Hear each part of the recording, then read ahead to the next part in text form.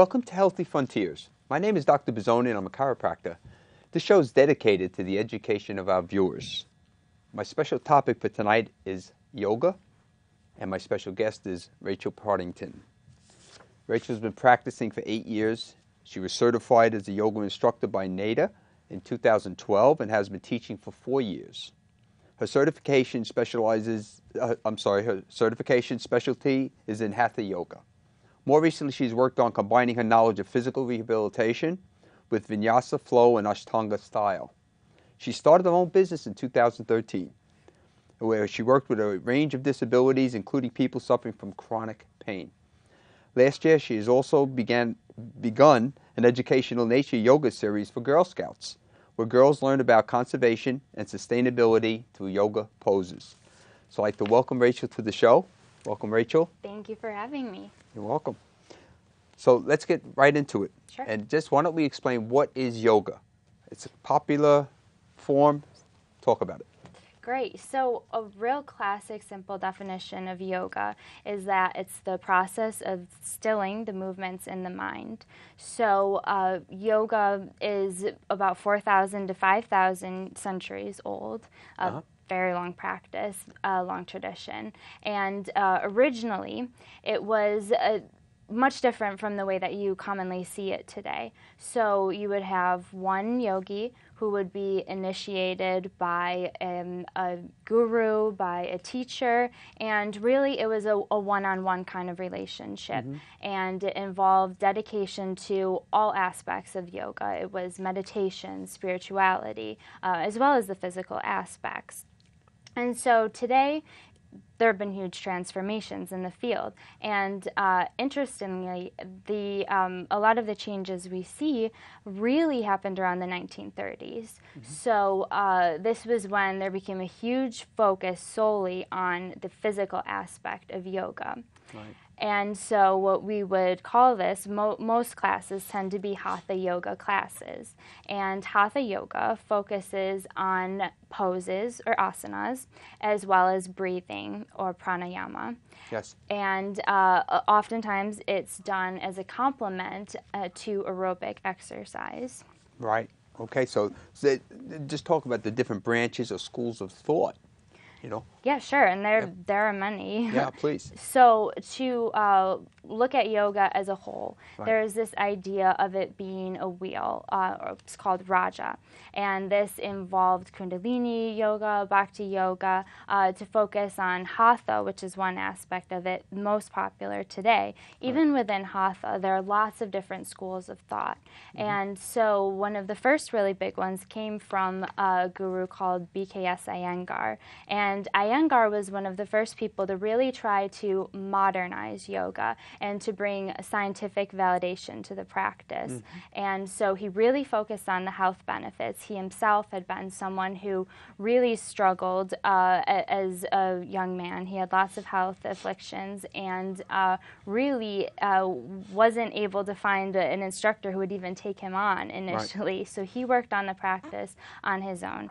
And he really found a lot of health benefits and popularized this health-focused form of yoga. Got it. And there are other types of yoga coming from that. Again, focusing on this, we have sun salutations, and this is really an attempt to focus on more cardiovascular components of yoga. And there's also there's also some really new, interesting, fun ways to do yoga. There's laughing yoga. Right. There is nature yoga, which is one of my new favorite ones. Yeah? Why is it favorite? I love being outside, and Right. it's a really great way to slow down and to become in touch with the moment, because especially if you think of being in a studio, you have all these people around you, you have mirrors, you have, maybe phones going off. In today's world, very common. It makes it a lot harder to just to relax, let go of everything, and tune in with your body in the moment. Great. That's good. So what are the real benefits of doing yoga?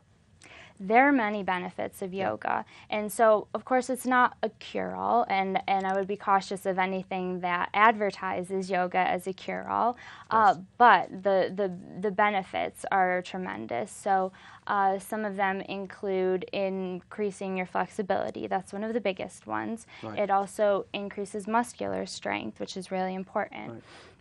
It also improves balance, which is really important because falls are the leading cause of death among seniors. So we found that this really, really helps decrease those instances. Yeah. And it also has wonderful benefits for the immune system. And this is an increasing problem in today's world. A lot of immune system deficiencies as well as autoimmune conditions where you have a hyperactive immune system. Yeah. So it's wonderful for that. And one of the biggest and most favorite benefits is it increases everybody's mood. People are happy doing it. And of course, you know, it's hard to take it slow sometimes and hard to you know, live moment by moment. Right. But once people get engaged with it, they really feel the endorphins moving and they're happy. And of course, that has amazing effects because we know that stress really has a lot of negative effects on the body. Oh, for sure. Great. Great explanation. Is it meant to be a complement to other forms of exercise, or can someone use it as their sole workout? You know, or say go to the gym and do it, or I mean. Sure. So there are a couple answers to that. It depends on the type of yoga you're doing. So originally, the more traditional form of yoga, which was just focusing on poses and really sticking with a short series of poses, that actually was found to slow down a person's metabolism. So if you're looking to lose weight, if you want to get a real cardiovascular workout, that type of yoga isn't going to be the best for it, but it does have many other benefits, such as increasing flexibility and mood. But a lot of the new transformations have focused on getting that heart pumping and improving cardiovascular health. So doing the sun salutations, people, they're really sweating by the end of it. I know that was one of my first surprises when I took a class. I just about fell over. So is that right? Yeah, yeah. And they really have found ways to make it an all-encompassing workout. But I would still recommend that people do other aerobic exercises, even if it's just walking. Walking is really beneficial. Sure.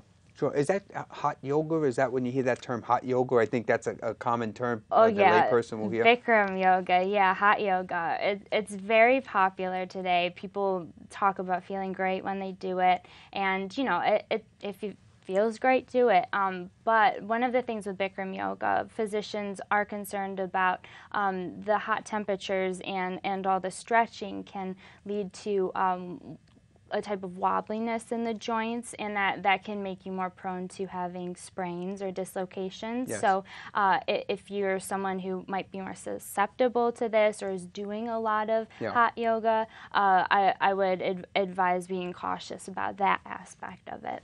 Great. So what are the risks, other than that, for the hot yoga? Because we jumped ahead a little bit, but what are the risks of yoga? Are there any, and if so, what are they? So it's always a great idea to speak with your physician before beginning yoga. Absolutely, there are some great resources out there, but I really would recommend that anyone speak with a physician first. You want to be careful about just generally things like overstretching. So if you're stretching to the extent where you're feeling, you know, pain, obviously, don't do anything that's going to hurt. This isn't the type of activity where it's no pain, no gain. You want to make sure, because you can actually, if you're stretching too much, you can end up with little tears in the muscles, which is part of a natural process. But if you have too much of that, it's harder to rebuild those muscles. And some people are hyper flexible, which is a great thing, but you don't want to overdo your joints. You also want to be careful of any pre-existing conditions. So if you have anything from a chronic ailment or chronic physical issues with back tension or neck problems, you want to be careful about, especially in warrior sequences, you want to make sure you're not hyperextending your neck. And also for the back, you want to make sure that you are, well, as I was mentioning before, this is one of the benefits. It can be great for the back in that when you age, you actually, adults start to lose the blood supply and the cushioning between the vertebrae. Yes. And so doing stretches that are helpful for the back actually helps to increase the shrinking of the and the shrinking of the trunk that happens naturally with age, and can lead to all kinds of nerve problems. So it's really great to do exercises, but you want to make sure that your back is in alignment when you're doing these things, which I'm sure you understand. Oh, I love when people are doing yoga and they come to me. It makes my job easier. Yeah, I'm sure. Yes, not sure. mine. I know. Right. So okay, so then if someone wanted to get started, how would they get started to do yoga? Yeah, so as I mentioned, you might want to speak to just really a primary care doctor. Yeah. But also, like I said, there are lots of great resources out there. Yoga Journal is one of them. And also, there are so many different places now where you can do yoga, and it's really about finding what is perfect for you. So if you want something that's really athletic, if you really want to push your physical limitations, then going to a gym might be best for you. Right. If you really want to learn about the history of yoga, if you want to get into meditative aspects, it's great to go to a yoga studio. If you really want the spiritual aspect of it, if you're looking for Christian denomination, there's holy yoga, which has become really popular. Wow. So, yeah, really, it's about what your goals are, what feels best to you is really important. Good. Okay, so if you're doing yoga now, okay, you assume you're doing it. What do you wear? Yeah, that's actually a question I get a lot, because I think when people think of yoga, they get this image of the really tight pants, and that it's really about doing what makes you comfortable. So if wearing looser pants feels best, that's fine. That's perfect for yoga. One thing you might want to be careful about wearing things that are a little too loose, because if you're in a class setting with a lot of people, you might want to make sure your shirt's not going anywhere you don't want it, or other things. But some people are uncomfortable with taking off their socks. And I will say it can be a little tricky doing yoga with socks on a mat, but they have a lot of these new socks that have resistance, rubber resistance built onto the bottom. Right. So even if it's cold, I've done them. My toes are always cold, and I'll pull on the socks, and you're good to go. Perfect. So what materials do you actually need? So you also need a mat, but even if you don't have a mat, there are different ways you can do it. Even just having a carpet like this, you want to have just a little bit of resistance. And it's really important to have a level of cushioning underneath you, especially if you have any kind of knee issues. You can even roll up a towel, put it under your knees. Yes. And it's also great to have props. You can have a block with you. I tend to use them a lot. I think sometimes people think that props are for if you aren't that flexible, or if you have physical limitations, and they are great for all of those kinds of things, but I use them myself. They're really great for getting different angles, different different ways to get into a pose. So blocks are great. If you don't have a block, you can use a big book. I know my law books work great. You can use a rolled up blanket even. So there are lots of different ways, and Iyengar yoga is a great way to find some of the different props. Even a chair is wonderful. Got it. Okay, so is yoga for everyone, or is there anyone who shouldn't do it? Well, I have an instructor, so of course I'm going to say yoga's for everyone. Got it. But not every type of practice is for everyone. So again, as I was saying, you want to find what suits you best. And also, as I was mentioning, if your goals are something like weight loss, I would be really cautious about throwing everything into just strict yoga poses, because really that can slow down your metabolism. So so it really it's finding your goals, working with a doctor, working with instructors to find what kind of practice is best for you. Even if you have disabilities, Right. yoga can be a wonderful instrument. I've experienced that myself, and I've worked with many students on disabilities. We use props. Even if you have severe physical limitations, you can use breathing exercises and very slight movements and stretches, which can have amazing health benefits Sure. and really make you feel good. Great. And how did you discover yoga? I discovered it in an interesting way. I really sort of went into it kicking and screaming. I was a very competitive tennis player, and I just envisioned it as this fashionable way to stretch. Right. And of course, I knew stretching was important, but I ended up experiencing some health issues having to do with my nerves, a condition called CIDP. And I really struggled when I was trying to continue with my regular workouts and playing tennis. It was really painful. Right. And I had, some doctors suggest, well, why don't you try yoga? I thought, no way. But then I realized when I put in my first DVD, my mom got me one, and I couldn't believe it was the first time that I could work out with a significant less amount of pain. Wow. And so, that really, from that day on, I was converted. And at my worst with my condition, I was in a wheelchair, and I couldn't move my toes. And coming out of the hospital, I did a lot of physical rehabilitation. Right. But even so, I remember having a doctor's appointment, realizing that I still couldn't even move my toes. Yes. And so when I really got deep into the yoga, that was my moment when I could get things moving again. Some of those little tricky places that you don't always get with standard weightlifting or with running, or even running was difficult because I was so stiff. So loosening up really, really helped me to progress, and it also helped me to build back my strength. So. Awesome. Wow, great story. So what made you want to become a teacher of yoga? Well, because of that experience, it was really, really a struggle for myself, and I got to know other people who were in similar situations. And once I found a way that really helped myself, and it wasn't just me, I really had a lot of people who helped me along. I wanted to be able to give back in some way, and so it was an amazing feeling to be able to connect with people who have similar issues, similar concerns, and that really, it's been a wonderful experience because of that. Great. So how did you become certified?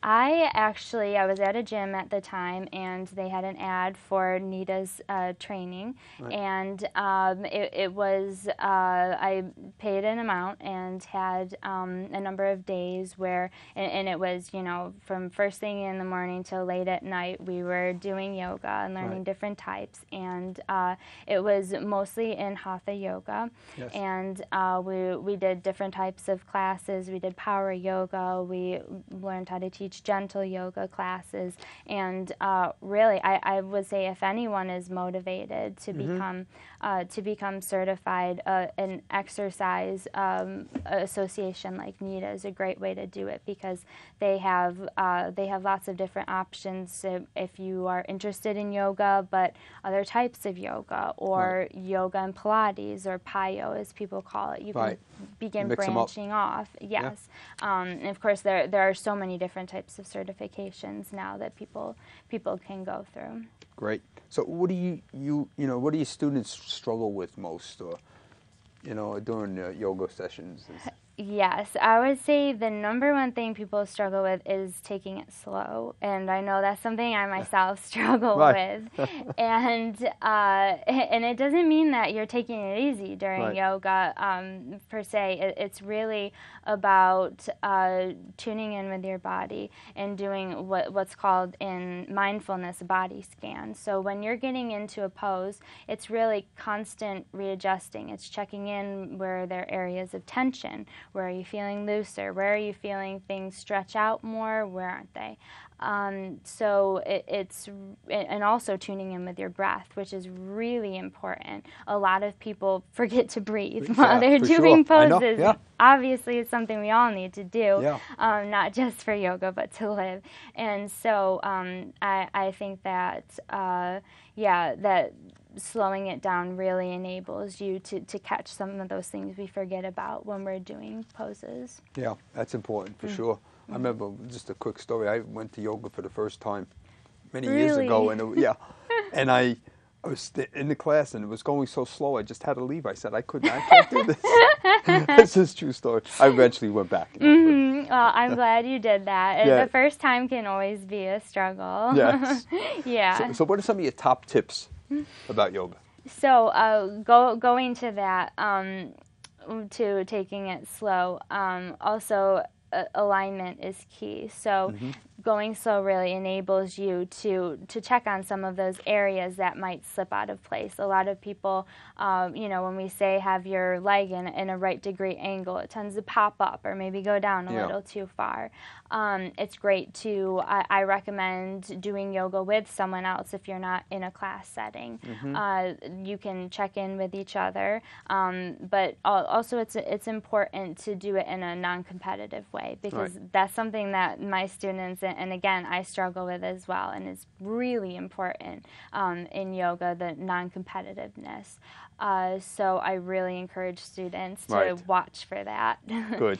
And I also recommend working with a mirror.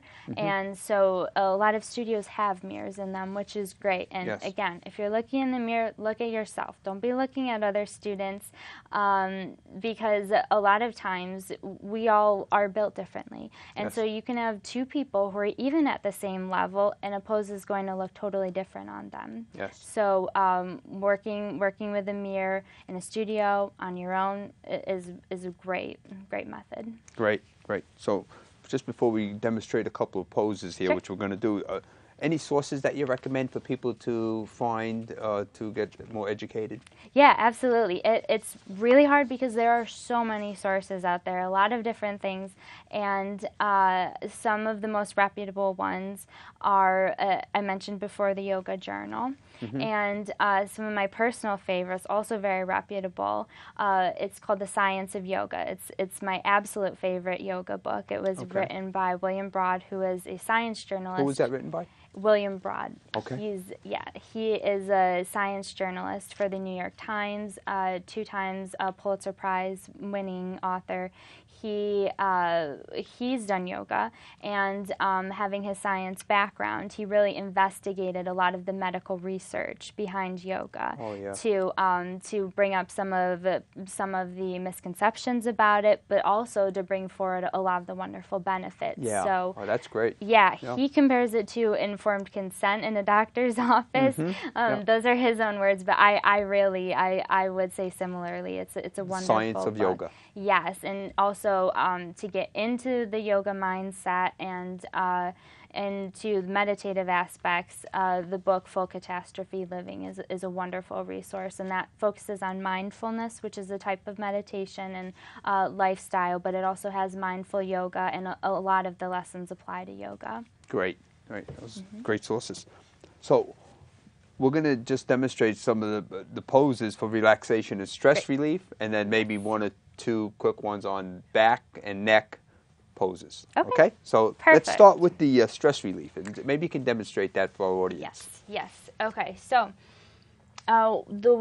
my favorite breathing exercise that I found is really good for when you're, I don't know if you're someone, I do this constantly. I hold my breath when I'm stressed. Yes, okay. And this is a really good way to start opening up the chest again, getting the air out and in properly. Okay. So this is great if you have panic attacks or, like I said, even just little things like holding your breath. So you want to have both of your feet on the floor when you're doing this. Your back is nice and straight and your shoulders are relaxed.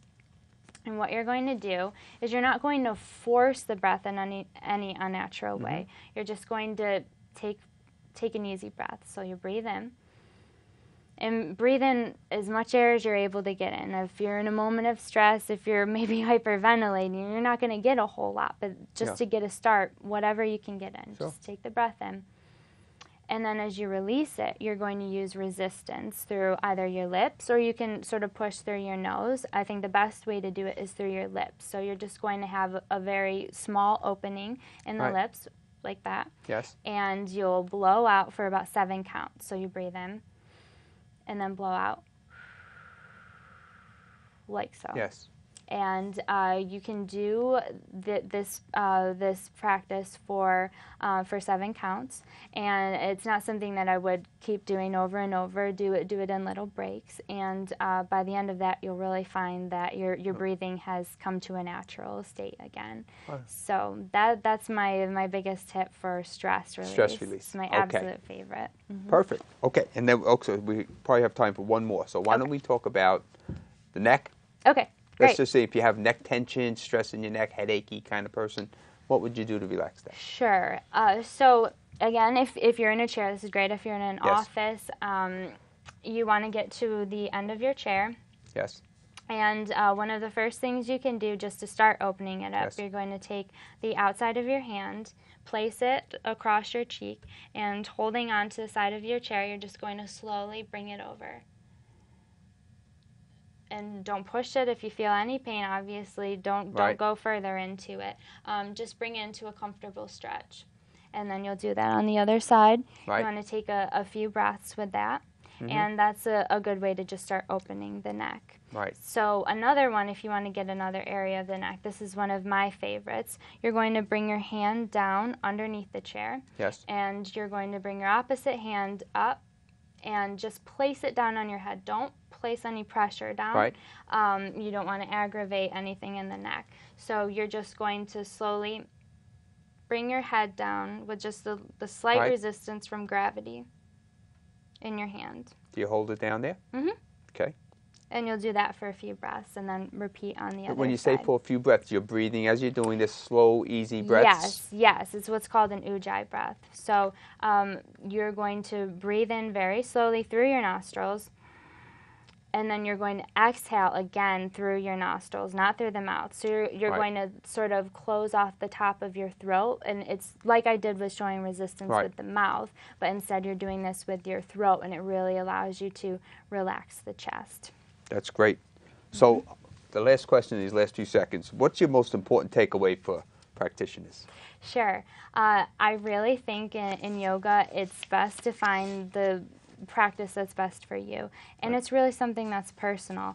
It's really easy to get caught up, especially in today's world with the media, with Facebook, Instagram, looking at these beautiful pictures of yogis who are up in the air and doing all kinds of flips and turns, but really it's going to be about what's best for you, and it's not something you want to push with yourself. You want to be very patient, very understanding of yourself, and really look at it as a gift to yourself, because you're taking this time to improve your health, improve your mood, and really appreciate the things you have in life. So. Oh, that's great. The gifts for yourself. I love it.